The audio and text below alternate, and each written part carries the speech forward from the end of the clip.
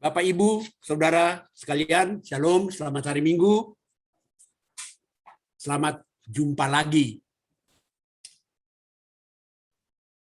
secara virtual.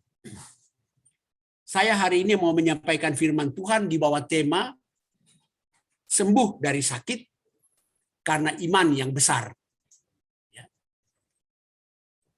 Kita sekarang ini semua sedang dilanda oleh wabah COVID-19. Dan kita semua ingin sembuh kalau kita sakit. Sakit apa saja. Tapi hari ini saya mau mengajak kita untuk merenungkan kesaksian Alkitab tentang dua peristiwa.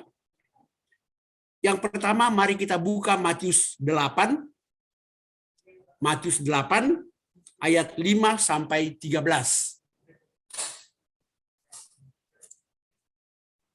Matius 8 ayat 5 sampai 13 tentang hamba seorang perwira di Kapernaum yang disembuhkan oleh Tuhan Yesus karena iman dari perwira itu.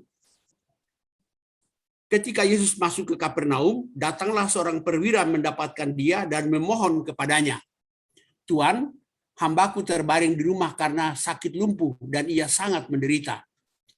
Yesus berkata kepadanya, "Aku akan datang menyembuhkannya." Tetapi jawab perwira itu kepadanya, "Tuan, aku tidak layak menerima Tuan di dalam rumahku. Katakan saja sepatah kata, maka hambaku itu akan sembuh. Sebab aku sendiri seorang bawahan, dan di bawahku ada pula prajurit. Jika aku berkata kepada salah seorang prajurit itu pergi, maka ia pergi. Dan kepada seorang lagi datang, maka ia datang. Ataupun kepada hambaku, kerjakanlah ini, maka ia mengerjakannya." Setelah Yesus mendengar hal itu, heranlah ia dan berkata kepada mereka yang mengikutinya, "Aku berkata kepadamu, sesungguhnya iman sebesar ini tidak pernah aku jumpai pada seorang pun di antara orang Israel. Aku berkata kepadamu, banyak orang akan datang dari timur dan barat dan duduk makan bersama-sama dengan Abraham, Ishak dan Yakub di dalam kerajaan surga. Sedangkan anak-anak kerajaan itu akan dicampakkan ke dalam kegelapan yang paling gelap. Di sanalah akan terdapat ratap dan kertak gigi." Lalu Yesus berkata kepada perwira itu, "Pulanglah dan jadilah kepadamu seperti yang kau percaya." Maka pada saat itu juga sembuhlah hambanya. Nah, saudara-saudara, cerita ini pasti saudara juga tahu. Seorang perwira Roma. Pada waktu itu, daerah Palestina, daerah kerajaan Israel dulu, sedang dikuasai, dijajah oleh pemerintahan Roma. Dan pemerintahan Roma menempatkan prajurit-prajuritnya di wilayah itu. Satu pasukan besar Romawi itu kurang lebih 6.000 orang. Lalu dibagi atas kelompok-kelompok 100 orang. Dan 100 orang itu dikepalai oleh seorang perwira.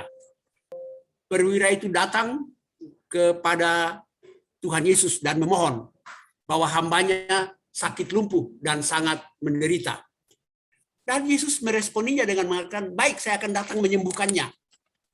Tapi perwira itu mengatakan, "Jangan Tuhan, jangan datang. Saya tidak layak menerima engkau di rumah saya. Cukup kau katakan saja sepatah kata, maka hamba saya itu akan sembuh. Karena saya juga punya bawahan. Dan kalau saya berkata kepada bawahan saya, pergi, dia pergi. Kalau saya bilang kepada yang lain datang, dia datang. Atau saya bilang kepada hamba saya, kerjakan ini, dia kerjakan." Mendengar alasan atau argumen dari perwira ini, maka Tuhan Yesus mengatakan begini, "Aku belum pernah melihat iman sebesar ini di kalangan orang-orang Israel sekalipun." Ya. Lalu kemudian dengan itu dia mengatakan bahwa hambamu itu sembuh. Itu cerita sederhananya. Nah, saudara-saudara, dari kisah ini kita mengatakan begini, bahwa pertanyaan pertama adalah kenapa perwira itu mengatakan, Tuhan tidak usah datang ke rumah saya tidak layak. Ya, padahal dia harusnya layak. Rumah seorang perwira pasti megah.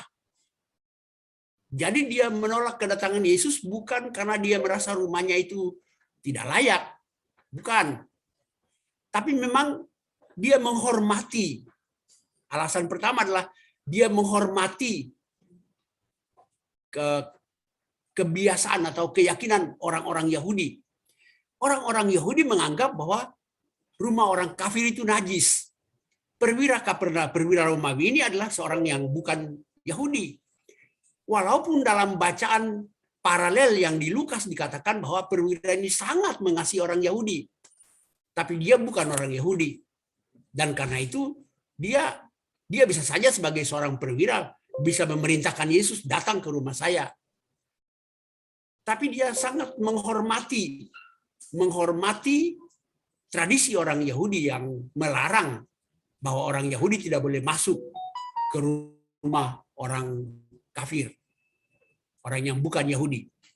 Tapi alasan kedua yang paling penting adalah, atau yang paling kuat adalah, bahwa buat perwira ini, dia sangat percayakan kuasa perkataan, kuasa ucapan. Sehingga dia katakan, Yesus gak usah capek-capek datang ke rumah saya, gak usah repot-repot datang ke rumah saya. Katakan saja sepatah kata, hamba saya sembuh. Kuasa perkataan, kuasa kata-kata. Dia sangat percaya itu. Sampai-sampai dia bilang begini, saya aja manusia biasa, kalau saya punya kuasa, saya perintahkan prajurit saya katakan satu kata saja, prajurit saya ikut. Tuhan Yesus berkata begini, iman sebesar ini saya belum pernah lihat di kalangan orang Israel. Sekalipun. Di sini Tuhan membandingkan iman seorang non-Yahudi dengan iman orang Yahudi. Lebih besar iman siapa, kata Yesus. Ternyata lebih besar iman orang non-Yahudi ini, seorang perwira Romawi. Kalau begitu unsur-unsur apa sajakah, ya? Unsur-unsur apa sajakah yang terdapat dalam kisah ini yang menggambarkan mengapa sampai Tuhan mengatakan iman perwira itu sangat besar.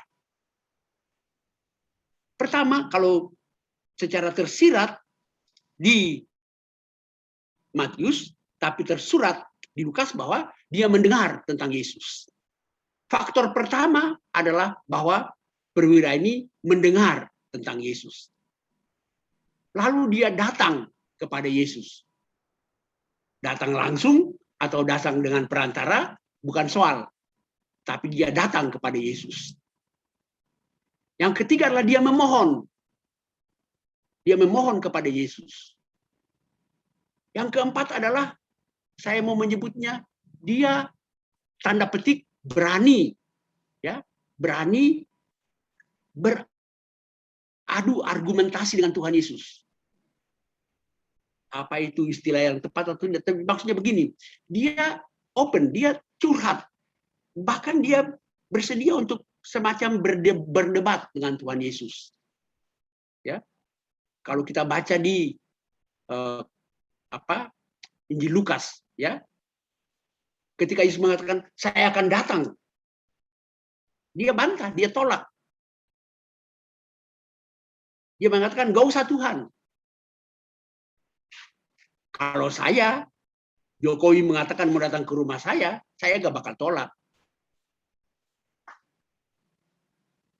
Maksud saya ada keterbukaan untuk berdialog. Kelihatannya dia membantah apa yang Yesus putuskan. Saya akan datang menyembuhkannya. Tapi perwira ini mengatakan jangan Tuhan, nggak usah. Yang saya maksud di sini adalah sifat keterbukaan untuk bebas mengatakan apa saja kepada Tuhan. Termasuk hal yang menurut kita berbeda dengan apa yang Tuhan katakan. Tuhan katakan akan datang menyembuhkan orang itu di rumahnya. Tapi dia mengatakan nggak usah Tuhan.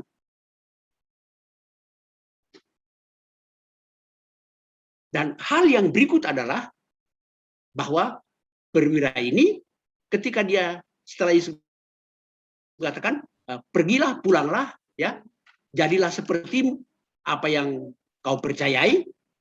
Pada saat itu juga hambanya itu sembuh. Kalau menurut Matius, perwira itu masih berjumpa dengan Yesus, dia belum sampai di rumahnya, tapi dia percaya bahwa hambanya sudah sembuh. Kalau di versi Lukas dikatakan orang-orang Yahudi itu ketika mereka kembali sampai di rumah perwira itu, ternyata hamba yang sakit itu sudah sembuh. Maksud saya adalah bahwa walaupun perwira itu atau orang-orang Yahudi yang diutus itu belum melihat kesembuhan itu terjadi, tapi mereka sudah percaya. Itulah kisah yang saya angkat dari perwira Kapernaum. Sekarang kisah kedua juga yang sangat terkenal. Matius 15, ya, Matius 15 ayat 21 sampai 28. Matius 15 ayat 21 sampai 28. Lalu Yesus pergi dari situ dan menyingkir ke daerah Tirus dan Sidon. Maka datanglah seorang perempuan Kanaan dari daerah itu dan berseru, "Kasihanilah aku ya Tuhan, anak Daud, karena anakku perempuan kerasukan setan dan sangat menderita." Tapi Yesus sama sekali tidak menjawabnya. Lalu murid-muridnya datang dan meminta kepadanya, "Suruhlah ia pergi. Ia mengikuti kita dengan berteriak-teriak." Jawab Yesus, "Aku diutus hanya kepada domba-domba yang hilang dari umat Israel." Tapi perempuan itu mendekat dan menyembah dia sambil berkata, "Tuhan, tolonglah aku." Tetapi Yesus menjawab, "Tidak patut mengambil roti yang disediakan bagi anak-anak dan melemparkannya kepada anjing." Kata perempuan itu, "Benar Tuhan, namun anjing itu makan remah-remah yang jatuh dari meja tuannya." Maka Yesus menjawab dan berkata kepadanya, "Hai ibu, besar imanmu, maka jadilah kepadamu seperti yang kau kehendaki." Dan seketika itu juga anaknya sembuh. Dari kisah ini juga kita menemukan unsur-unsur yang sama, ya.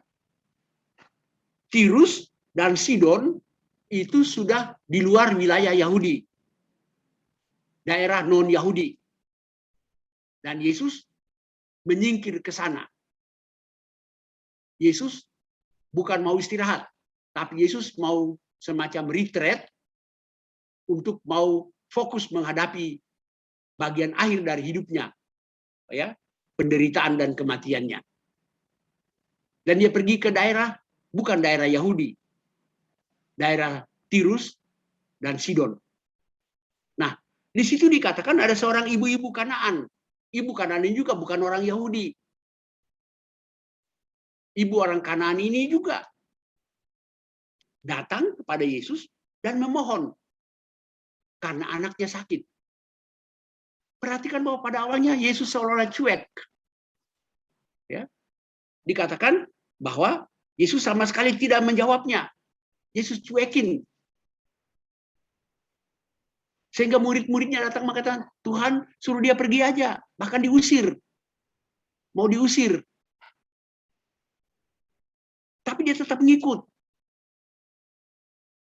Sambil berteriak dan memohon. Lalu Yesus masih juga mengatakan begini, "Saya datang hanya untuk domba-domba yang hilang di antara Israel. Saya tidak datang untuk kalian." Oh, sudah tentu pasti timbul pertanyaan, kan Yesus datang ke seluruh dunia, kenapa Yesus jawab begitu? Itu soal lain, itu ada tafsirannya lain lagi. Ya. Oh, Yesus secara general datang ke seluruh dunia, tapi misi khususnya ketika dia di dunia adalah untuk bangsa Israel. Itu soal lain.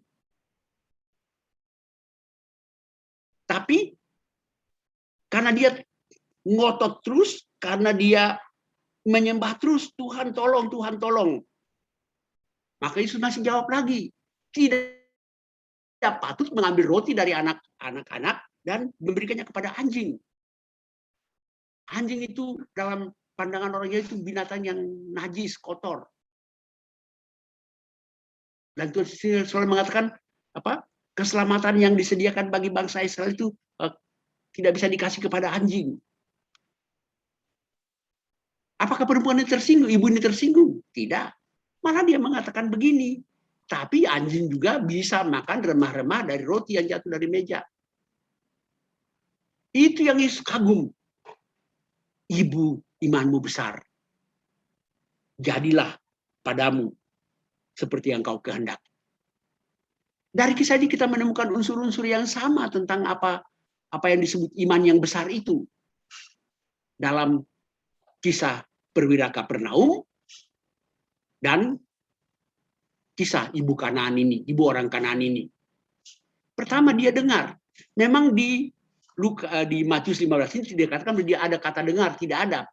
Tapi pasti dia dari daerah luar Yahudi. Jadi dia pasti sudah mendengar-dengar tentang Yesus. Jadi ketika Yesus sampai di situ, dia datang memohon. Karena itu kata kedua adalah dia datang kepada Yesus, ya, dan memohon. Dan ini yang tidak secara eksplisit dikatakan dalam kisah perwira Kapernaum itu. Dicuekin, bahkan diusir. Bahkan tanda petik dihina.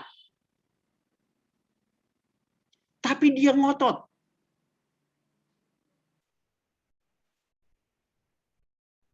Disitulah kebesaran imannya. Juga di situ dia juga bisa, tanda petik seperti yang saya katakan di perwira Kapernaum tadi, dia beradu argumentasi dengan Tuhan. Tuhan tidak layak ambil roti dari anak-anak kasih ke anjing. Dia masih berdebat. Dia masih adu argumentasi dengan Tuhan. Tapi anjing juga makan roti. Remah roti yang jatuh. Disitulah Yesus katakan, ibu imanmu besar.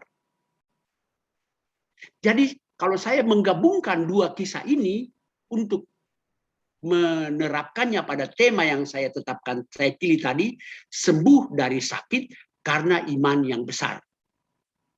Ya, sembuh dari sakit karena iman yang besar. Satu, dengar tentang Yesus. Iman itu timbul dari pendengaran, kata Paulus dalam Roma. Berapa saudara hafal? Ya. Iman itu timbul dari pendengaran. Dan pendengaran akan firman Tuhan. Kita tidak mungkin punya iman kalau kita tidak pernah mendengar firman.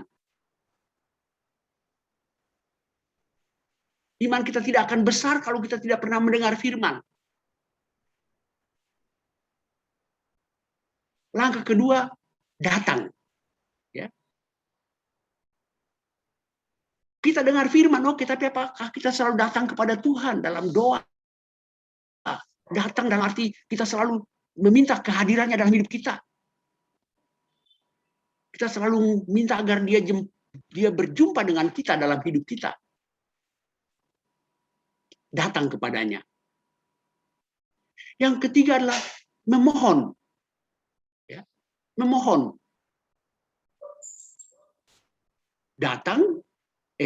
Dengar, datang, mohon. Dan mohonnya itu ngotot.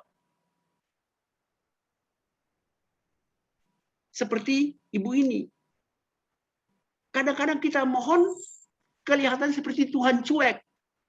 Tuhan belum jawab. Bahkan seolah-olah kita diabaikan. Tapi milikilah iman sebesar ibu Kanaan itu. Terus ngotot, terus mengikuti Yesus, terus berteriak, minta. Ya, jadi dengar, datang, mohon. Mohonnya bukan asal mohon, tapi mohon dengan sungguh-sungguh, mohon dengan tanpa menyerah, mohon dengan tanda petik, saya pakai istilah yang mungkin ngotot kepada Tuhan.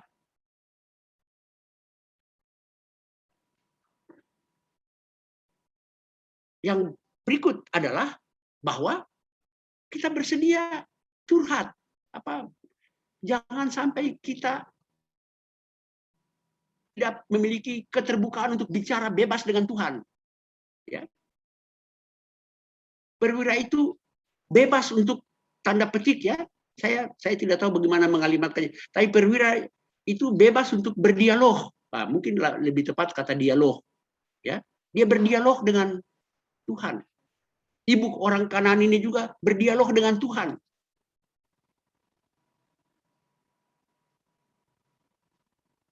Terbuka ya, betul, terbuka.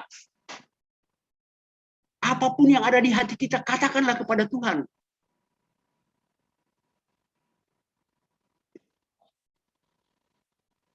Dan yang terakhir, percayalah walaupun kita nggak melihat. Ya, percayalah bahwa apa yang kita minta Tuhan kasih, walaupun kita belum menerimanya.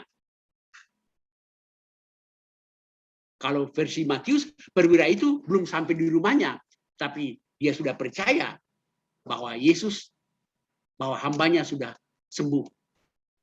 Kalau versi Lukas, orang-orang Yahudi yang diutus mewakili perwira ini, dikatakan begitu mereka sampai di rumahnya, mereka balik pulang, hamba itu sudah sembuh. Kalau tersirat dari perempuan ibu orang Kanaan ini, bahwa pasti dia tidak bawa anaknya datang ke Yesus, kan? Tersirat situ bahwa dia tidak mungkin anaknya yang lagi kerasukan setan itu dia bawa kepada Yesus, bawa anak itu kayak kita bawa anak kita ke dokter. Menurut saya tidak.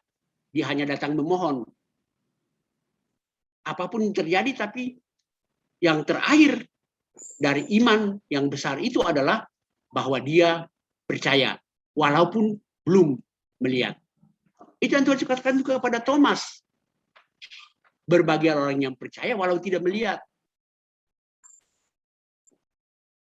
Nah, kalau begitu pertanyaannya sekarang, apa yang Yesus maksudkan dengan iman yang besar?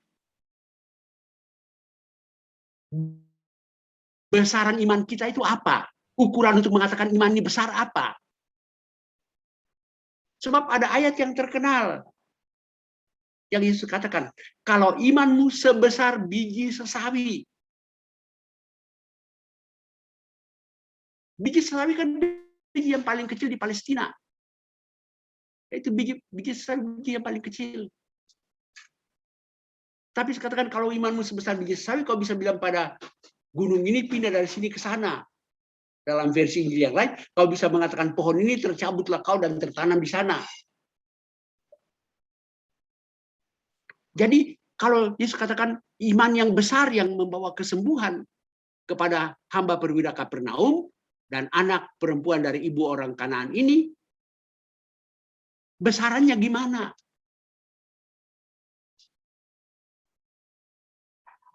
Prosesnya ya tadi, dengar, datang, mohon, ngotot, terbuka, percaya bahwa yang kita minta kita dapat.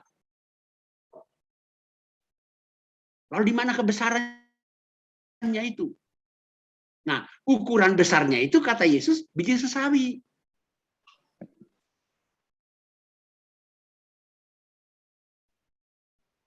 Apa yang besar dari biji sesawi itu? Bukan ukuran, tapi daya tumbuhnya. Ya, daya untuk bertumbuhnya, itu yang besar. Kecil banget itu biji, tapi dia bisa bertumbuh dan besar. Biji sesawi ini bukan biji sesawi sayur sawi ya, bukan. Bukan sayur sawi. Kalau saya tidak salah orang dalam terjemahan ini mustard ya, mustard. Itu pohon satu pohon saja itu rimbun ya, rimbun besar ya.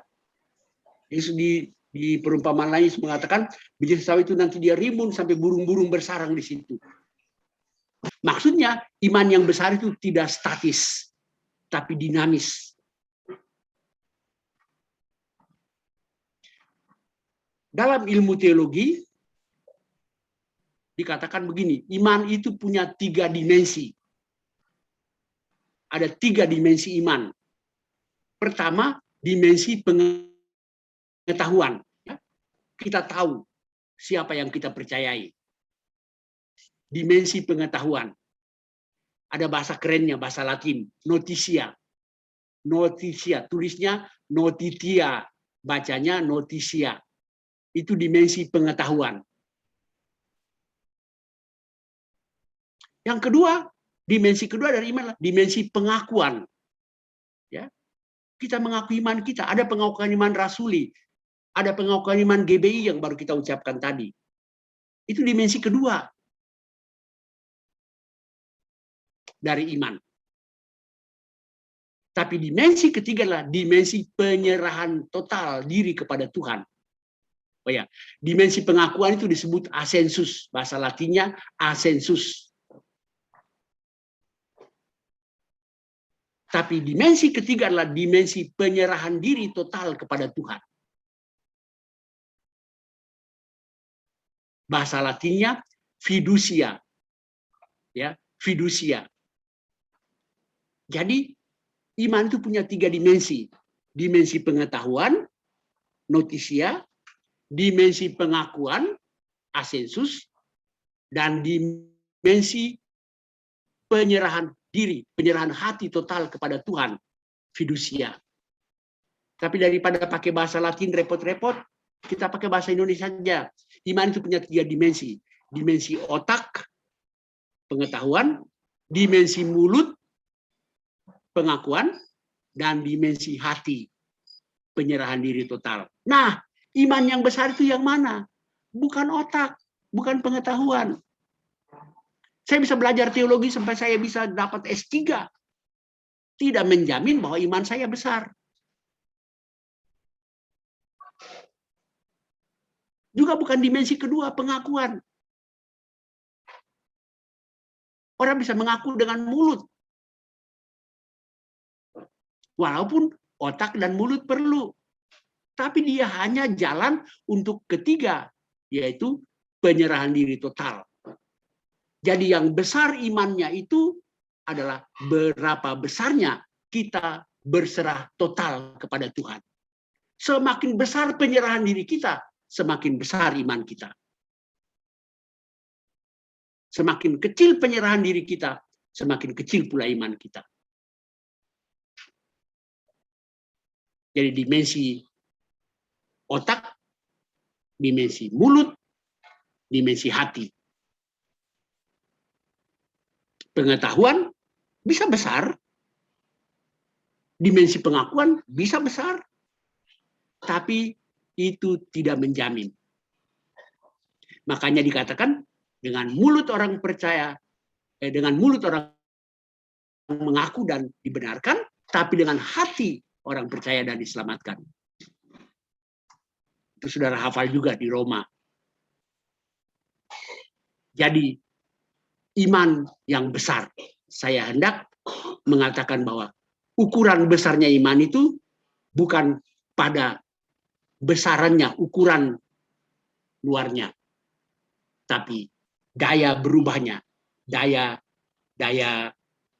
geraknya, dinamikanya.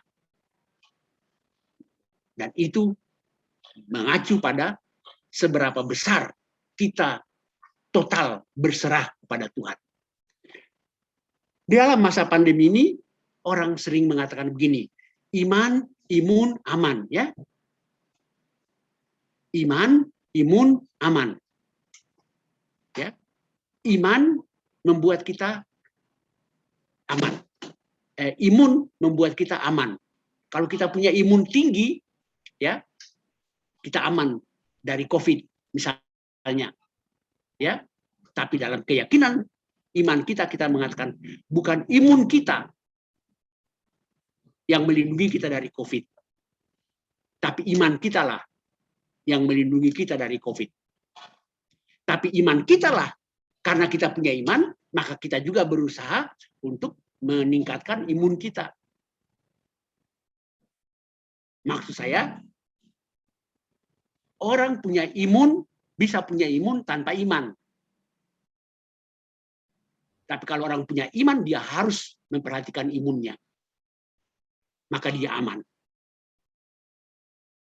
Jadi, sekali lagi, dengar, datang, mohon, tekun, ya. Kalau saya pakai istilah tadi ngotot, tekun, ya. Terbuka, dan yakin. bahwa walaupun kita belum terima, kita belum lihat, kita sudah terima. Milikilah iman yang dinamis seperti biji sesawi yang bertumbuh dan menghasilkan perubahan. Amin.